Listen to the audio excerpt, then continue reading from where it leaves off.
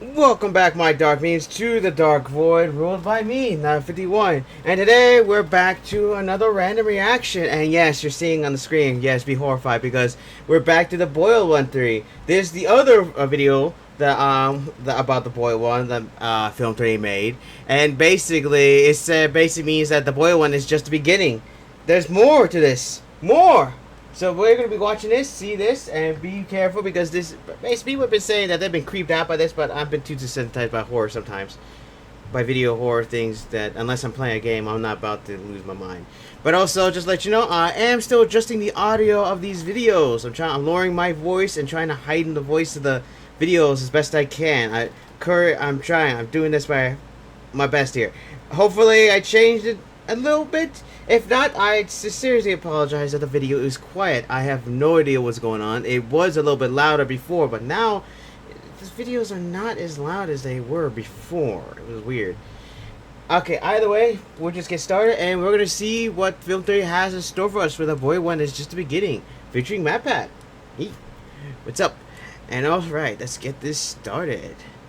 The Boiled One was just the beginning. Its creator, Dr. Nowhere, just uploaded a new video. In it, he exposes us to new monstrous beings. Horrors from beyond our world, yes, but also horrors that exist inside of us. I wonder what's buried deep down in there. It's me! Oh, hey.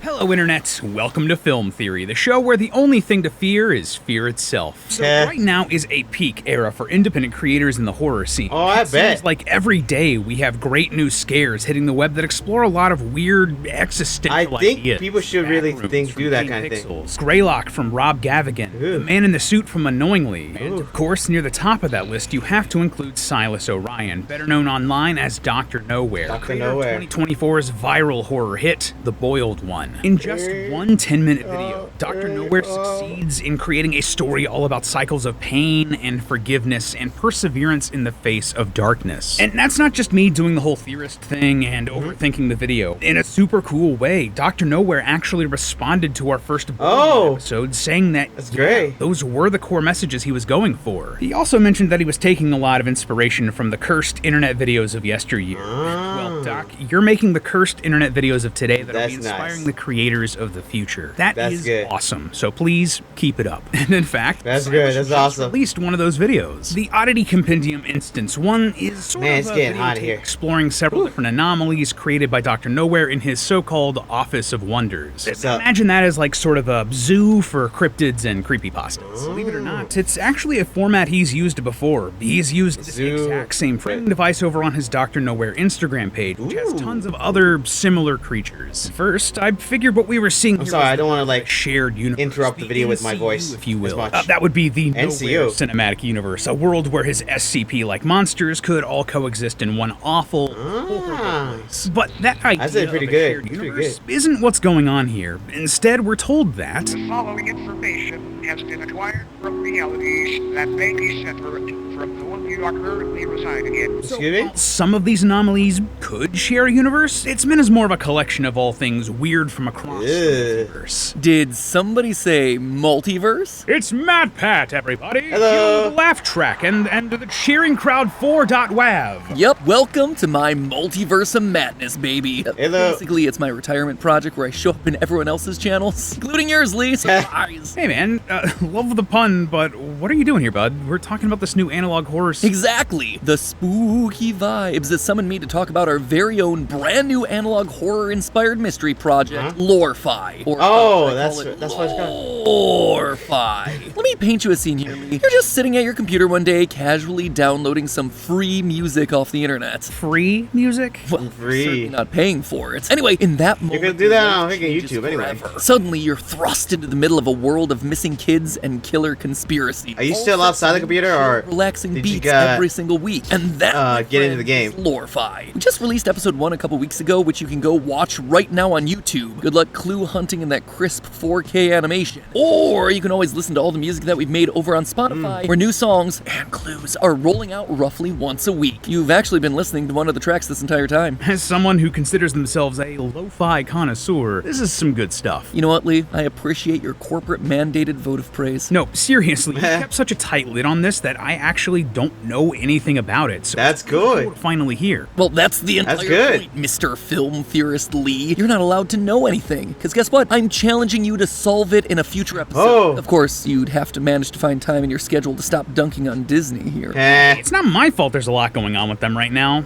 But no, of course, have no fear. Film Theory is up to the challenge. Awesome. New animations in the series That's are going to good. go That's live good. roughly once every month and a half here on YouTube. And there's new music and secrets over on Spotify every single week, so you better get to listening. Don't underestimate my power. You're talking to a top 0.1% Spotify listener. 208,000 minutes in 2023. The heck? That is a lot. It's gonna be a lot Right. higher now, what with solving all this lore-fi. Godspeed. So, what you doing? We're talking about some spoops. Like I said, a new analog horror dropped. Do you want to hang out? I mean, if it's anything like the boiled one, you know I'm in. Great, because let me tell you, the way this new series from Dr. Nowhere is set up, while it might not be a giant shared universe like I first suspected, they are connected in a way that really hits close to home. The connection is you. Me, as in retired YouTuber MatPat? More like all of us. You, me, and everyone at home. Sure. Explanation Yeah, time. I think I get what you're going for. Please continue. Well, to understand what I'm talking about, you first have to understand this new breed of anomalies one by Ew. one. First up, the flesh beds, also known as faux beds or populus colcida, which literally means mattress people in Latin. Sometimes I feel like a mattress people. Just don't we all? please, let me take a nap. A lot of sleep debt built up here at Theorist HQ, right? Also, when did you learn that? About 1997. You can thank Disney's Gargoyles. Who says TV isn't educational? So, what's up with these flesh beds? Well, despite Ugh. looking like normal mattresses, these anomalies are actually parasitic organisms. Under their thin fabric skin are organs, limbs, a humanoid head. What? sounds like a lumpy night's sleep. That's the least of your worries. Oh, is that when they They're come out? dormant while under a certain Oh, okay. temperature, but as they warm up from the body heat of people sleeping on them, watch out. They unfold, grab the person, and pull them inside the mattress to eat them. Because of this, Ugh. Dr. Nowhere straight up recommends that you sleep with a fan on to keep the mattress cool, which, hey, I mean, you don't have to tell me twice. Unfortunately, my room is like too hot. And the American South, absolutely the right advice there, regardless of whether the bed wants to digest. Keep your doors you or open not. as well if you can. I don't think I've fallen asleep without a fan on in this millennium. Plus, you know, it's the white noise. You know we love us Eh. some white noise, but it could also be lore-fi. Sorry, I just saw the I bet opportunity you. to shamelessly I bet plug you and I there's some took it. hidden No mysteries worries, inside the These videos. creatures I were think you first said that before. discovered in the 1960s when a mattress company found a surplus of mattresses in one of their warehouses and donated them to thrift stores and the needy. Only for the surplus to actually be the monsters. They ate the people the company was trying to help, with the first victim being a woman named Alice Degere. Wait, hold on. Digere? Yeah. Digere is the French word for digest, and Eh. she was literally digested by the mattress. For real, that's a top-tier pun/dad joke right there. Don't sleep on it. You know, all of this reminds me a lot of the Oh my conspiracy God, about this is pretty mattress good. stores Pretty that's good. always circulating around the internet. You've heard this one, right? Like, how is it possible that there are so many mattress stores, sometimes right I don't across the know. street from each other? I mean, it's not Ow. anything that you're buying too frequently. Oh yeah, that's the idea where they're like a front for money laundering, right? Yeah, basically. Sorry. Except in this one, it's more like they're a front for monsters that'll eat you. Yeah, I got like a Snooze bed so that's much. And the basically. people they eat are I got a pretty bed right important. here with me. According to the video, It's not DNA from you. It's thousands basically of people have been it's still found in the used. stomachs of the flesh beds. I have dating back had this all the way for, to like, the 1600s. for Some even shared 20 years, I DNA with think? famous historical figures like Napoleon Bonaparte. The Excuse me? French short king? The very same. Yeah, I looked into it, and did you know that the real world Napoleon died while bedridden with stomach cancer? So, in this alternate universe, it seems like Napoleon was eaten by a flesh bed instead. And then, who knows, maybe he became one of these things. You see, a Napoleon bed is a phrase sometimes used for beds with large headboards. Maybe the term has a bit of a darker origin than we first assumed. Does that mean that Regardless, it's we also learned it's that a these basically things a are bed literally now? subhuman, a splinter branch of Homo Will it become sapien like a that conqueror merged with next? A mycelial network. If you're not up on your botany, a mycelial network is basically like fungus roots. They're super long threads that act like a fungal communication network connecting fungus to other plants and trees. So what you're telling me here is that the flesh beds are mushroom people, kind of like The Last of Us? Exactly. Yeah. They're like flesh bread, am I right? I see your attempt at comedy, and I respect it. Does it get creepier from here? Oh, you know it. Ah, here you On the go. list, we have the headless macrocosm, or mundum syncopita. That's literally the beheaded world in Latin. This one's a bit more high concept than the mushroom mattresses that eat you, but no less scary. You see, this anomaly is actually a sub-reality which is nearly identical to Earth. but instead of humans, it's full of pale, headless humanoid corpses. Oh, that is... Is this supposed to be like Siren Head? Especially when those bodies have hearts that randomly convulse and breathe through the stump on their headless neck. Yeah, the mattresses, they were fun. This, though, this is absolutely horrifying. Why couldn't these be cuter, more fun, like the Headless Horseman from Sleepy Hollow? You know, the story with Ichabod Crane? I mean, it's all cute, riding around with his flaming pumpkin head when you're talking about it through the lens of Disney animations, but in reality, decapitation, it's pretty darn ick. It looks like it has a face. Ichabod Crane? Lee, I am so sorry. I just get behind the microphone and I can't stop punning. This looks It's like a a bad freaking habit. eye, Funny two you eyes should bring in the that mouth. up. The creatures in the macrocosm have cute nicknames like Ichabodies and Cranes. Wait, I'm not the only one? What? The game is oddly strong here. Dang. It's strange, but it really is. But here's the kicker. Despite there not being any normal humans native to this weird subdimension, humans can get sucked in from their own reality. And if that happens, no one back home can remember their names, faces, or identities. The macrocosm is sort of an anti-reality. Like a trash can for the universe. Basically, where they just straight remove up you from say that reality. anything useless or dangerous gets tossed here. Tossed in with the headless, stump-breathing, convulsing heart creatures. I have eyes in the And yet chest. somehow, it gets worse. Despite being, dead, these corpses do react if they're physically touched. We're told about a man named Michael Tedford who accidentally brushed up against one of the Ichabodies. It sprung to life, grabbed his head, ripped it off, and put it on the stump of its own neck. Oh, that's beautiful. Sharing is caring. I'm sorry, what? Sharing is caring. Tap your head. Screwed on tight. Great, because you might want to hang on tight to it for this next swim. What the heck? Top tier dad joke. I worry for any dad that makes that joke to their kid. After putting Michael's head on, the Ichabodi transported into the true reality, into some random family's backyard. The heck? Distressed nearby residents. Understandable. And required government intervention. Like I said, it looks like Also, a pale I version love of very the... whelmed language of it distressed them. I'd be slightly bothered too if a headless monster popped. Yeah.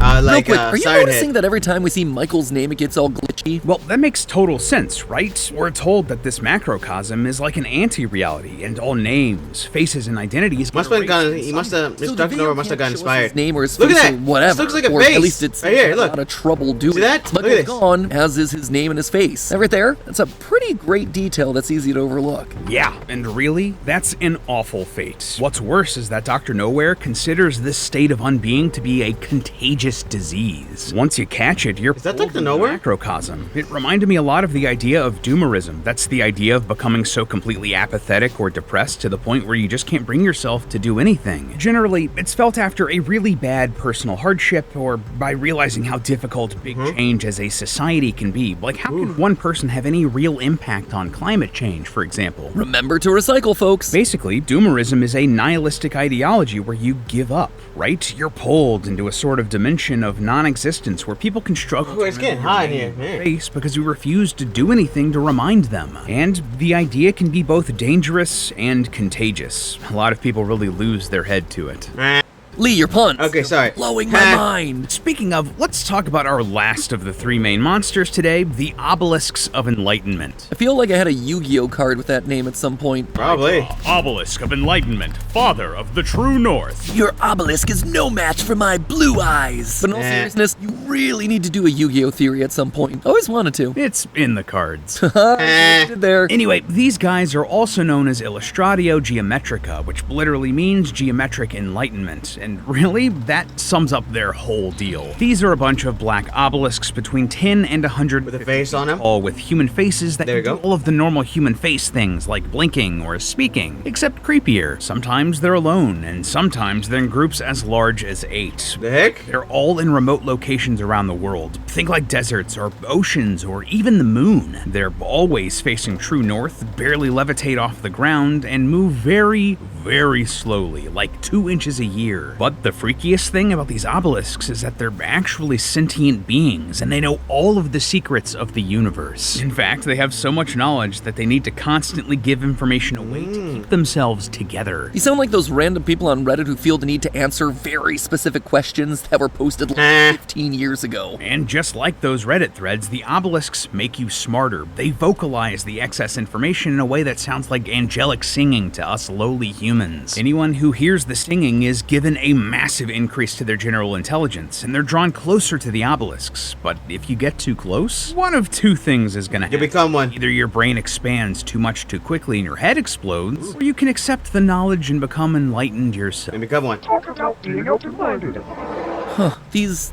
clips, they're really leaning into this whole laugh track thing, aren't they? But the worst part of this one, even if you do manage to get enlightened, you still basically die. You're pulled into the monolith and become part of it. Your organs unraveling and stretching into the sky. Brutal. I might be retired, but I already see a lot of cool theoristy angles to this. One I'm sure that's occurred to you already is probably the idea of sacred geometry, right? Yep, you hit the nail on the exploding head there, Matt. If you don't know, all throughout history, many philosophers have believed that there's a symbolic or sacred meaning in certain geometric shapes. So they used those shapes while designing their art and architecture, particularly in churches, temples, or mosques. Oh, The yeah, most look at famous that. of these is the golden ratio. You know those memes with this spiral shape put over things like the Mona Lisa or seashells? Or Sonic the Hedgehog. Truly, it is blessed. As the Or Heavenly some, Father says, or some you gotta go cake fast. that's But been this going around spiral lately. shape isn't the only one considered sacred. You also have things like obelisks, too. In the real world, a very similar obelisk sits at the center of St. Peter's Square in Rome and acts as a pivot point for the whole area. Plus, these sorts of obelisks were built as far back as ancient Egypt to act as monuments honoring kings or gods, thus sacred geometry. And the idea of these shapes being associated with knowledge, I mean, that also goes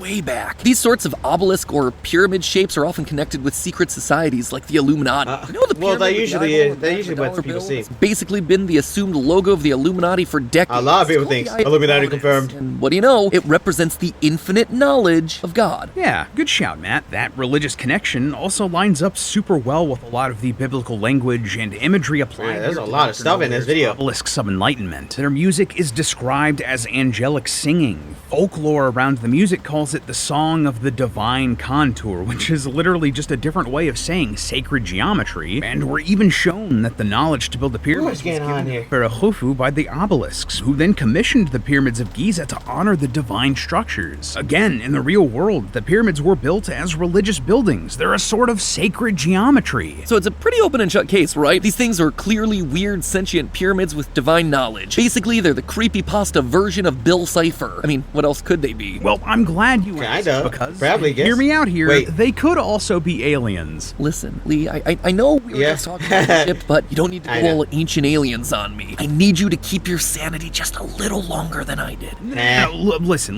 Back in the 40s, mathematician John von Neumann proposed a way for aliens to quickly colonize a whole galaxy. In theory, In space theory. you could send a probe to the solar system with the instructions to make 1,000 exact replicas of itself. The probe would then send those 1,000 copies to 1,000 other solar systems, each with the instruction to build 1,000 more replicas to send to 1,000 more solar systems, and so on and so forth. It's exponential growth. The idea of these von Neumann probes was later adapted into the monoliths from the most iconic sci-fi movie of all time, 2001 Sorry about that. Space Odyssey. Oh. If you've never seen 2001, that's fair. It's slow. But the purpose of the monoliths I would probably in this fell movie, asleep. they're tools, probes used by a hyper-advanced alien civilization to keep an eye on our solar system. And in the books the movie's based on, there are tons of them scattered throughout the whole solar system and beyond. Which could explain why some of Dr. Nowhere's obelisks are located on the moon, even though they're supposed to be human. But, most importantly, the monoliths were meant to give out knowledge and encourage technological development.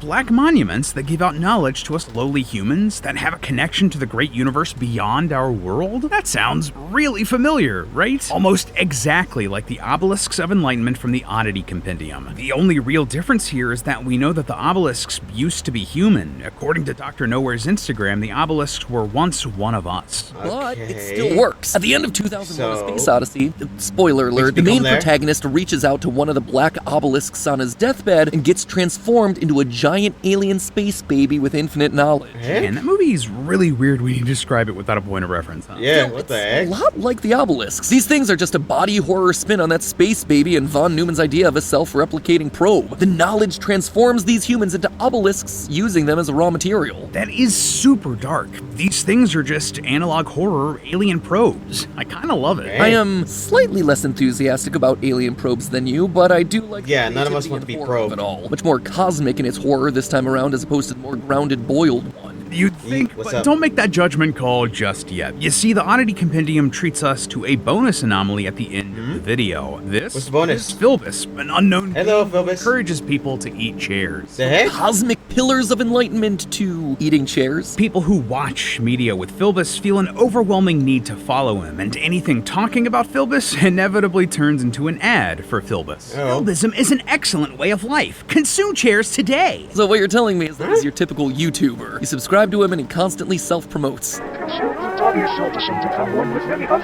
Wait, this seems a little off, doesn't it? I mean, this whole video's been about these horrific body horror and cosmic horror creatures. Mattresses eating people, a universe of headless corpses, innards getting strung out to the length of Have eyes obelisks, in the and then chest. there's this guy, Philbus. One of these things No. is clearly not like the others. Philbus seems funny, right? It's an odd choice for your creepy analog horror video. In fact, there's been a whole undercurrent of weird comedic moments throughout this entire upload. The puns, the dad jokes, and there's straight up a laugh track under a lot of what we're watching. Great, because you might want to hang on tight to it for this next. There it is, see?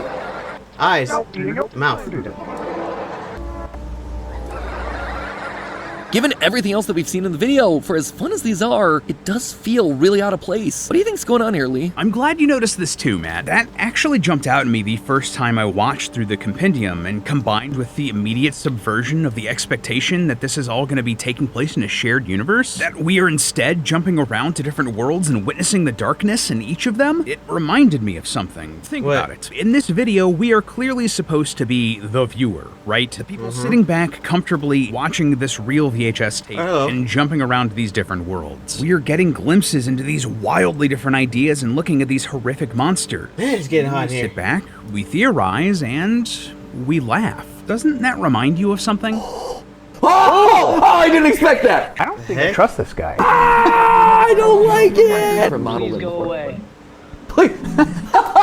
Hello. I like how mildly perturbed that is. Yeah, it actually does. It reminds me of us. Of all of us. Sure, there's absolutely me on the GT Live couch, but I'm not the only one. All of us sit back and watch these different analog horror videos and series on YouTube. We hop around from creator to creator, Oh. from Dr. Nowhere to Unknowingly to Kane Pixels and beyond. We get peeks into their individual worlds, the lives of the characters they make, and the mysteries they've set up. And then some of us try to look for deeper meaning. We do YouTube reactions and theories, and oftentimes our reaction to these awful, horrible things is jokes and laughter. It's true, and GT Live's the perfect example of it. We watch, we get spooked, then we laugh, despite the objectively Yeah. awful things that we're Unless you witnessing play in video this games, then I'm horror scared beyond universe. belief. And really, that's what I believe the subtext of the Oddity Compendium here is. We are the laugh track. We are the people enjoying the misfortune of these people in this multiverse of horror. That's If part you have of dark why humor, a lot of I Dr. do have Nowhere's dark humor. monsters have different art styles or mediums. They're all in different universes that we're getting peeks into. And this may be why the obelisks have the same face as the Dr. Nowhere character. They know Oh. that the truth of their universe is that they're just another analog horror world meant to be watched and to be scary. Just like how Dr. Nowhere made the Boiled Ones a commentary on how real-world horrific events can either cripple you or make you stronger, the Oddity Compendium is a commentary about how we, both as content creators watching analog horror and as humans watching the truly awful events happening across the world, can see those tragedies and cope with laughter. We just Yep. have to make sure that that's not the only way we react. Well said, Lee. Thanks, man. I could really unwind after all that. Well, I think isn't we all it need to wonderful right now. Then to have Lorify for you to go check Hello. out right now. Once again, you could go watch our animations on Lorify, YouTube. Or Taylor's head on over to story. Spotify to listen. All the links are in the description below. I cannot wait to see you guys start unraveling the story. And I can't wait to make that theory. But until then, remember, it's all just a theory. A film theory. And cut. Sorry about that. There was an ad at the ending. Seriously, I wish there'd be no ads at the ending. But either way, yeah, that was pretty interesting. Sorry I wasn't talking as much during the video, but of course, I'm trying to make sure not to, like, interrupt the video as much as possible. Also, plus, I'm trying to test out the just see if my voice is too loud here. Either way, I hope you enjoyed this video. that was pretty informative to think that this new video, basically, that Boiled is not doing one, but the monsters in there know that they are, like, characters in their own sagas. I wonder if they realize that, and I wonder if in the end they are basically tortured by their own selves. Either way, it was pretty interesting. And let me know what you think about this. Was this accurate for film theory? Which I think it is pretty accurate. What do you think? Was this accurate? Are you actually glad to be watching this? Are you going to be watching more of Analog Horrors after this? Or are you just going to be taking a break after watching and being terrified? Hello, dead meat.